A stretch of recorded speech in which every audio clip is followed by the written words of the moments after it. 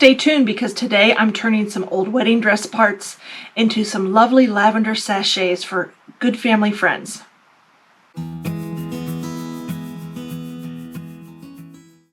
So we have some dear family friends who have recently downsized.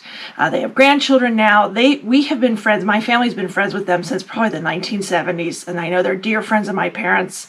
They work together, on and off on the years we've seen each other. They're just really good friends of our family, and they approached me, or the wife did, because they were downsizing, and she didn't want to keep her wedding dress and her mother's wedding dress. I mean, those are big, and then they're packed away. They're big pieces of fabric.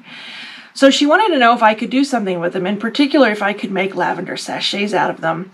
And I said, you know what? Yeah, I'll give it a try. I wasn't sure. I don't normally make that kind of thing. I don't usually work with satins and laces.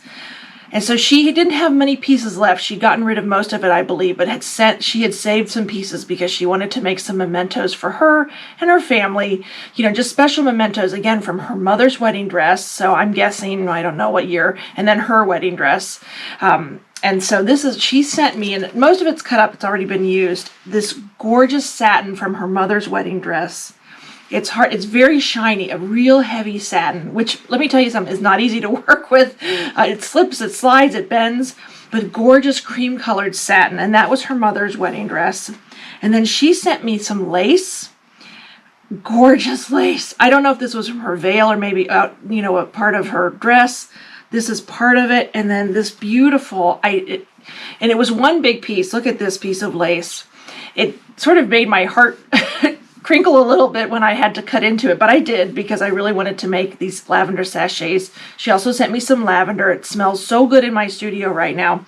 So I came up with some different unique ways to make lavender sachets out of old wedding dresses. It's a great way to remember, and I know she's going to be giving some to her daughter, herself, and some other, I think, relatives, some other family relatives, as a wonderful remembrance.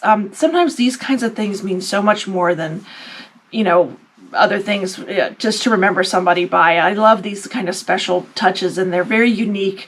I know when my father died, I kept his flannel shirts and I kept his handkerchiefs and made some things out of that. So stay tuned. I'm going to show you how to make a lavender sachet out of old wedding dresses. So I want to show you this gorgeous fabric a little bit up close, instead of just, facing me. This is the fabric that my friends gave me. This is just a little bit left over. I've used most of it, and I'll show you all the different styles I made. This is the satin, and it's really shiny from the light. Sorry about that.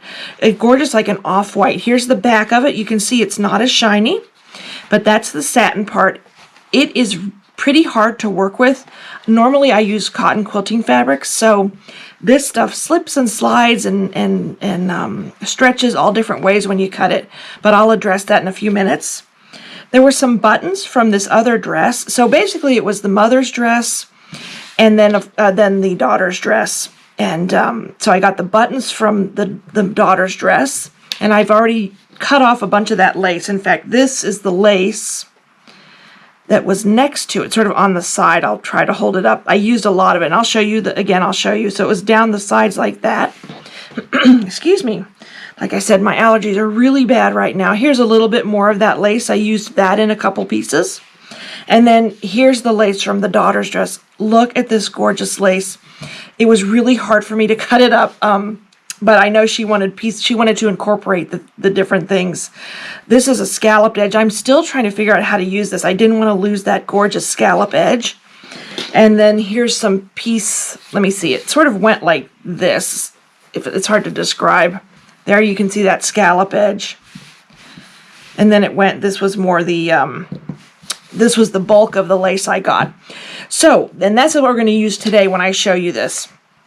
The first thing you want to do is cut up that satin or whatever material you have. And again, this is going to vary from wedding dress to wedding dress. This video is for the satin that I use. It's a gorgeous heavy satin.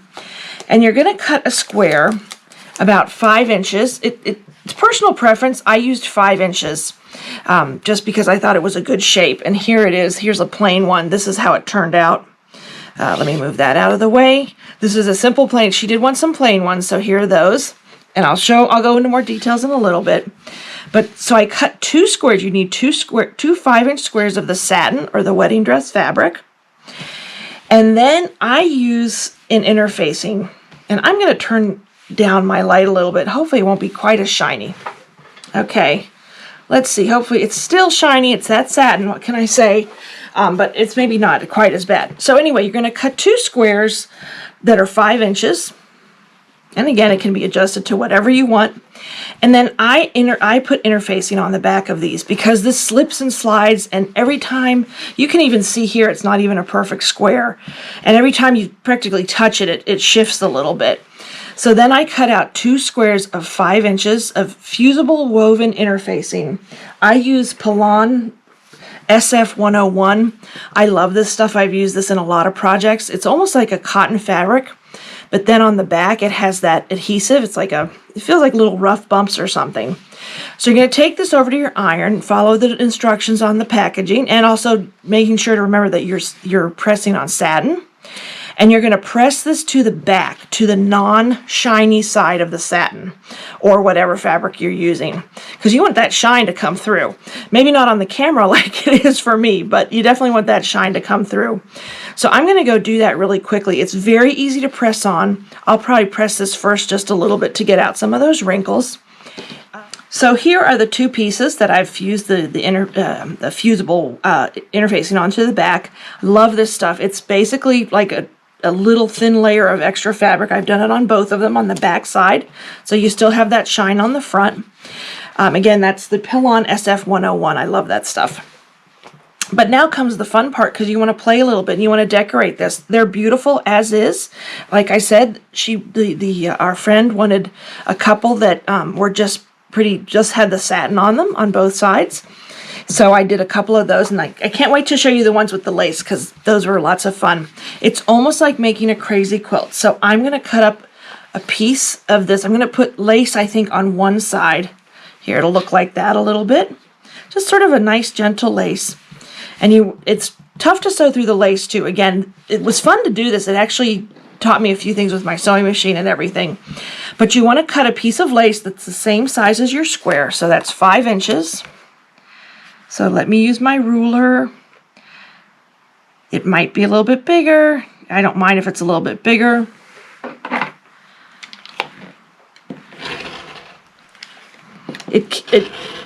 Whenever I cut through this, I cringe a little bit because it's such pretty lace. But that's what she wanted, and so it's okay. But I have to laugh because I'm like, oh, I don't want to touch that lace, but I did. So the next thing you're going to do is you're going to position that on top. And I do apologize, it is hard with the white. It's kind of hard to see. But the next thing you're going to do is you're going to lay this on top onto the shiny side, because I want to attach this to the side. Now, I like to go ahead and stitch around all 4 sides, just about 1/8 of an inch or 1/4 of an inch. Let me move that a little bit so you can see it. I'm going to stitch around all 4 sides, but this slips and slides on the satin, so I'm actually going to attach it. I do not use pins with the satin because it snags the fabric really easily. So I'm going to use my Wonder Clips. Even the Wonder Clips, if you're not careful, kind of snag that fabric. That satin, I tell you, I was really careful with it because it's really easy to snag. And the lace is too. But you see it a lot more on the satin.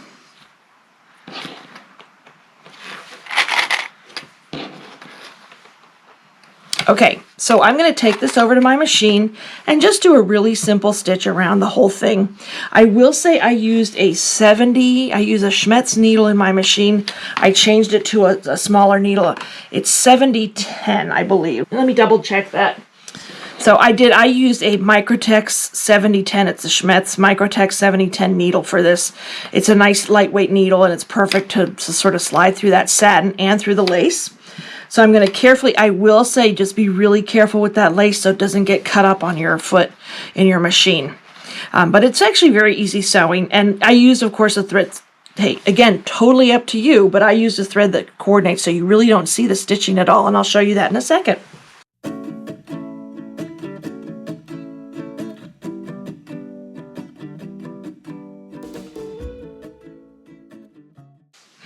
All right, so here it is. It's all sewn up. I'm going to hold it a little bit closer. Hopefully you can see actually you can't see the stitching, which is good. Here's the back. Maybe you can see it better on that. I wanted to use that cream. Maybe I'll try to take a picture and show it up on screen. But it's sewn all the way around. I wanted to do that, and it may be a little lumpy, but it worked out just fine. And once you fill it with the lavender blossoms, it sort of fills out. And I meant to mention that at the beginning. The other reason I use the interfacing is I don't know if the lavender blossoms have maybe a little oil on them, and I didn't want them to stain that satin. So that was another reason that I used it. I kind of forgot about that. I wish I'd mentioned that at the beginning. Sorry about that. So the next thing I would do is now I need to figure out what I want to do with this top or the bottom, whichever you want. I could cover it with more lace, although I don't think I'm going to do that. I could just sew a button onto it, like hand sew one of these buttons. That way I'm incorporating that. I wish I had more of this pretty little daisy lace here, but I don't. So I think what I'm going to do, maybe this time what I'll do is center a button on the front and the back. See, this is where the plain comes into play. What I'm going to do is I'm actually going to go ahead and fill it like so, and then I'm just going to put a button on the front and the back in the center. So I will do that later, and I'll show you when I do that. So the next thing you're going to do is now you're going to sew this together, right sides together, and get it ready to fill. And again, use those clips. Now in this case, you're going to sew around all of the edges, all three edges, but you're going to leave a gap so that you can turn it inside out. I will say make sure you backstitch on both sides here to keep it steady, so when you're turning it inside out, it goes pretty quickly.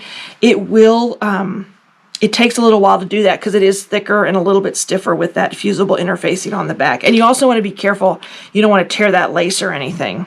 So again, I'm going to just clip around.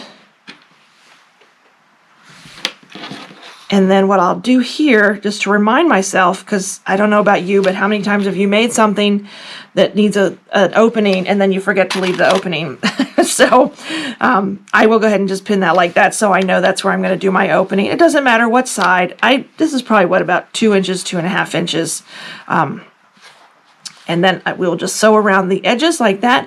I will now... When I sewed the lace on, it was about 1/8 of an inch in, maybe a hair over.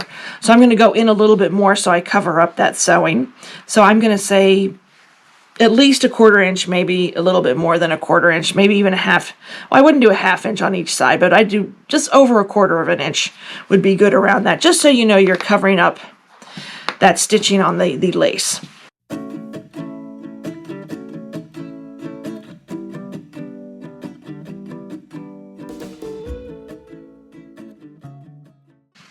All right, so here it is. You can see the opening. Well, hopefully you can. Again, I do. It's hard with the white on white. But now what you're going to do is you're going to trim off those 4 corners to help. And just watch that you don't trim through the seam.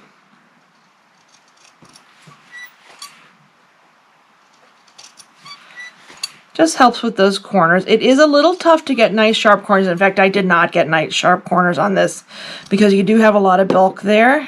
Let me just trim that a little bit more. And then comes the fun part, and I say that sarcastically, is turning this inside out. And you have to find where there's the opening. And again, we back stitch on both of those ends of that opening so that it won't tear open. And then you're just going to carefully turn this inside out. Or I guess right sides out. Is that the right way to say it?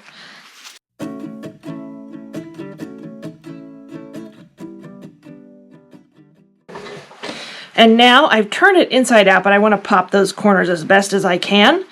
So I'm using my very high-tech tool here. It's a chopstick. Nice one. Be careful. You don't want to tear that satin or the lace. You try and get in those corners. Again, the corners are pretty dense because you're using the satin, which is a nice thick satin. You have the lace, the satin, and that fusible interfacing. And this takes up just a little bit of manipulation.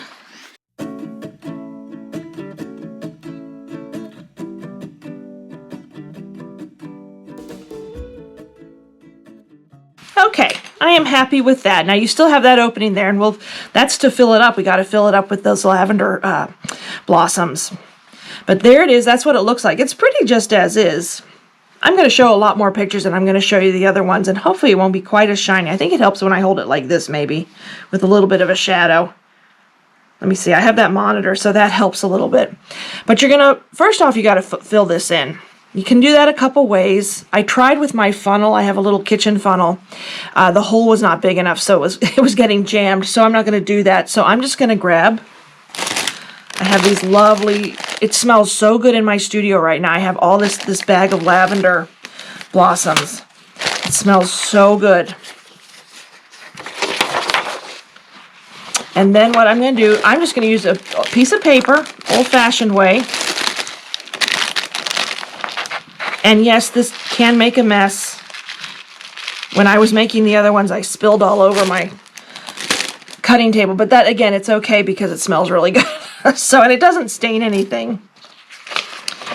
And I am just going to fill that in. Hopefully you can see that.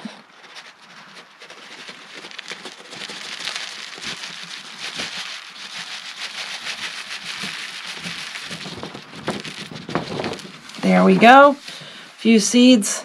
I'm going to keep going. You can fill this as much as you want or as little as you want.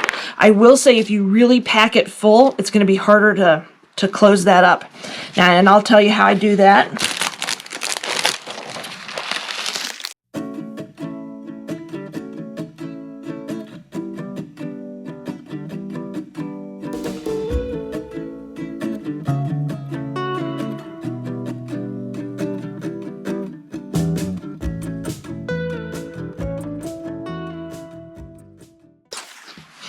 All right, so it is filled now as much as I wanted. I don't, like I said, I don't want to overfill this. There's still a little room in there. I probably could have put a little bit more, but I'm just going to show you this. The next thing you want to do is seal this up.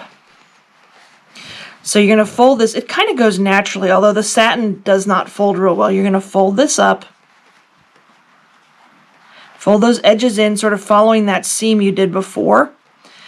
And then you're going to just well, there are a couple ways you can do this. You can machine stitch it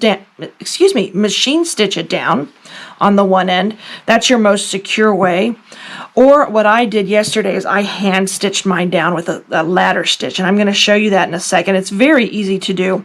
I'm going to show you on a different color piece of fabric though, because it's a lot easier with you cannot see it on this with if I use the white thread with the white fabric. So I'm going to show you how to do the ladder stitch very quickly. It's very easy to do. It's like a hidden stitch almost, so it's almost like you won't see it on the sides. You might see it a little bit if you look really closely, but you really can't see it that much. So I'm going to come back with some different fabric, show you how to do the ladder stitch, and I'm going to finish this side up so you know that I've done it. And then I'm going to show you what we'll do next. All right, so I'm going to show you how to do this ladder stitch on this piece of yellow fabric. I've pressed it and folded it in, sort of, see how they have the edges here? It's going to mimic a little bit. Let me get all those threads out of the way. They drive me crazy. I'm trying to do this close up so you can see this okay. It mimics, here's the non-finished, oops. See how that's going to fold in when you're going to sew that together. Not piece it. I'm having problems with my words today. Anyway, you're going to sew that together like that using this same stitch. It's the ladder stitch. And it's almost like a hidden stitch. It's going to look a lot like that. But this is how to do the ladder stitch. First thing you're going to need is some thread and a needle. And for the sachet and the satin, I would use a thinner needle. I'm using a larger one today just so you can see this, and I'm also using black thread so you can see it. Normally I would always use the same color thread because you will see that this is a nice this ladder stitch gives you a nice hidden stitch on this edge. It's a great way to finish up projects that need like some stuffing if you don't mind the hand stitching.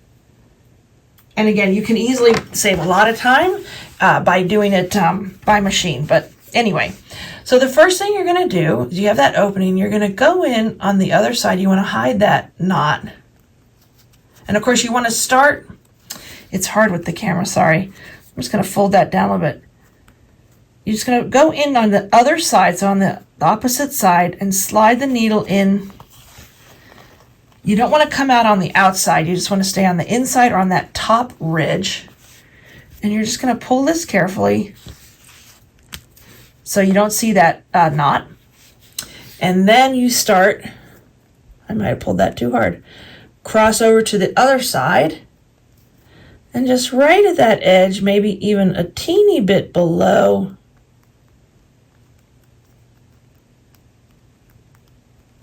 you're gonna, sorry. The camera's right in front of my face, so it's really hard to do this. You're gonna come in right across and just sort of do the same thing. You're gonna slide it, whoops. See how I'm on the other side and I just slide it in and up onto that ridge. Let me just show you what I'm doing. There you go. So you can see the stitch, it's starting. Then you're gonna cross over to the other side. It's almost like you're making a ladder. I guess that's why it's called it. You're just gonna go in there on that top, pull it up. I do a nice tight one. You could do a larger one. This is about 1/8 of an inch for each stitch. Pull it in, and you'll see later how this works and how this starts getting hidden. And then you're gonna cross over to the other side.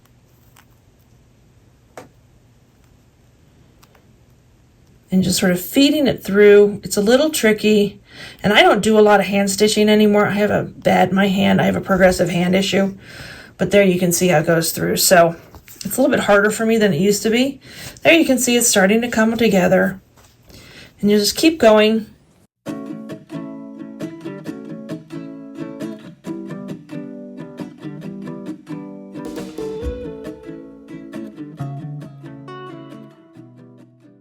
Okay, so there is my knot. See, I did pull it too hard there. I'm just going to pull that tight. I'm not going to worry about it right now. You don't want the knot to pull out, but you're going to pull. You just pull those stitches a little bit, pull them like that. And look how it's already hidden. So you barely see that black. Now, again, I would not normally use the black. And make sure you don't pull it too hard like I did so that knot popped out. You want to seed that knot or place that knot in between these fabrics right here, sort of in there. That way you don't see it. I just pulled a little too hard, or a little too aggressive. But there you go. That's how I'm going to seal the edge of that sachet. Now you got to knot this off. And the way I do that is I just take my needle, spin it around twice, try to get that knot as close as possible to the edge of the fabric, about 1/8 of an inch away, and it slipped out. Pull a little tight, and then again I'm going to go up under so it's sort of seated, if that's the right word, in between the fabrics, and you don't see the knot. And then you're just going to come up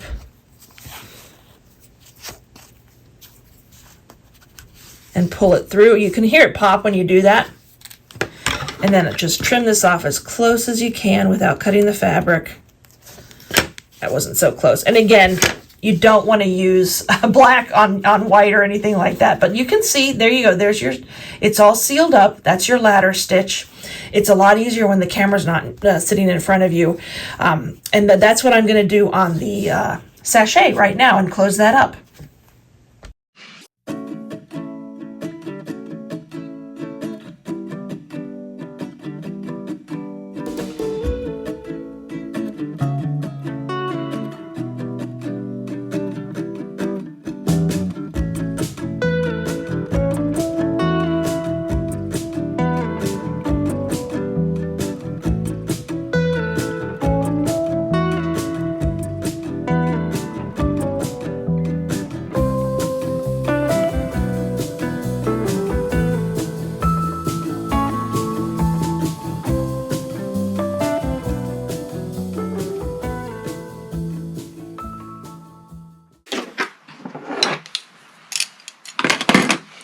All right, so there it is. It's all stitched up, nice and steady, nice and strong. Shake it around a little bit. Get those lavender seeds or the lavender flower, the dried lavender, all spread around. I got a little snag this just a little bit. I'm just going to cut that off real quick. Hopefully that's, yeah, it didn't hurt anything. So there is my sachet without any decoration on. I'm going to tilt it that way. Boy, that light really shines that satin. It's like a mirror almost. But there's the front, there's the back, or whichever way. Maybe this is the back. I do want to add a button or two to this, so I'm going to trim off one of these. I mean, this is so pretty. You can see the workmanship. I don't know what the wedding dress looked like, but just gorgeous. And I'm just going to maybe put that right in the middle, sort of figure out where to go. Come up through the middle, and I may put one on this side too, just for fun, because I just feel like doing that. And that's just a very simple stitch. This comes off right away. Because I've been trying to do a couple different ones, and I will do that in a little bit. So it really, once you make that first sort of square, it's up to you how you want to decorate it. And that's what the fun and the beauty of this is. And she had given me, like I said, the lace and some buttons, and then her mother's dress as well. So I will add these buttons a little bit, and I'll show you a picture. I'm not going to do that right now. But it's very easy to do. You're just going to center it here, and on the back, it's all a matter of preference. You don't have to add the buttons. I mean, I think it's just beautiful as is. I'm going to adjust the camera one more time and see if it's not quite so shiny. So here's the one that we just made. I'm going to move it around a little bit. Boy, that fabric is hard to film. There's the front of it. You can see the lace. I'm going to tilt it a little bit, hopefully get a little bit of shade. There's the back, real nice and shiny. Hopefully it doesn't blind you. So that's one, and I'm going to add the buttons to that. The other ones, she wanted 3 that had just the satin on it, because that was her mother's dress. So she wanted 3 like that, and here are the 3. There are the 3 that I did for that. And I may still add a ribbon to these. I'm not sure, because they're very plain. They're beautiful, and they smell really good. But I just feel like adding a bow to it. Maybe not. I will see what I do. I might do each one differently. So that's those. But then the fun ones were the ones where she wanted her mother's dress and then part of her dress. And I had a lot of fun with this because, well, it's almost like crazy quilting. So I did 3 different kinds. And I'll show you this one first. So remember how I said she had those buttons and she had the lace up and down along the buttons. So I cut off the lace. This was along the side of it like that. Hopefully you can see that okay. I don't have much left. So it was like the lace was on the side of this strip of buttons. So I cut the lace off of each side and just used that to sort of add that. I added that in the seam there as just a little bit of sort of almost like a decorative edge, like a frilly, ruffly edge. You can see that. I did put lace on the back of it. So there is her mother's dress is the satin, and then her dress was the lace from the buttons, and then the lace from her, I'm assuming that's her veil. That was the veil. So pretty. I love the way these turned out. And again, I'm going to show some pictures up too, so you can see it when it's not quite so shiny. So that was one thing I did. And then another one I did was I still had a little bit of that button lace. I'm going to call it button lace. This one's much harder to see. So I will put pictures up. I put lace on the back. I did lace on the back on all of them. I just really liked that. And then I did in the corners just a little bit. This one, unfortunately, some of the lace got a little caught. But it still, I think, looks pretty. And then what I did is on that strip of lace that's so pretty, I fussy cut around that flower, just around there, and I very delicately machine stitched that onto this piece of satin. Let me see, maybe this way a little bit. And just machine sewed that down just very delicately all around that edge. I really wish you could see this better. I hope you can see it better in the pictures. And then I added a button. Now I did that before I stuffed and sewed the 2 sides together. So I definitely added that embellishment before that. I also added those before and made them facing in so they would pop out when I turned it inside out. So there's that one. And then last but not least is I really loved that button, that strip of button she had. And so I didn't want to tear part of it up. So what I did, I'm moving these around a lot. I cut a piece that was 5 inches long, so it matched the size of the squares I was using. And before I pieced the two sides together, I stitched very carefully, matching thread, tried to hide it in that edge of the lace and stitched that down on the one side.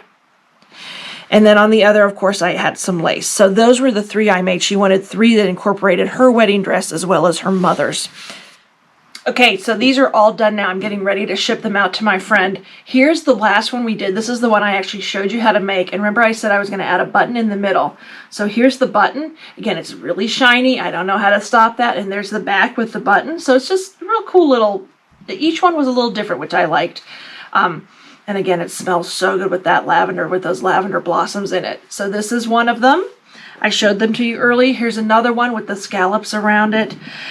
So easy to make, wonderful way to remember somebody, especially if you can't keep a big wedding dress around, or maybe it's gotten a little torn or frayed in some areas, that kind of thing. I still have my wedding dress. Maybe I should make some out of that. It's packed away somewhere. I can't, oh, that's horrible. I can't remember where it is. But anyway, I hope you give this a try. It's a really special memento. And you could do this with other things too, maybe baby clothes or something like that, or a special shirt or blouse or something from a loved one. They're really special mementos. Thank you so much for watching today. This was a really special project for me, and I hope my friends like it. They mean so much to me, and I know to my family as well. In fact, I used to babysit their daughter who now has kids, so I don't know how old that makes me. But anyway, I do appreciate them letting me do this for them. It's a really special thing to do. So thank you so much for watching, and have a great day.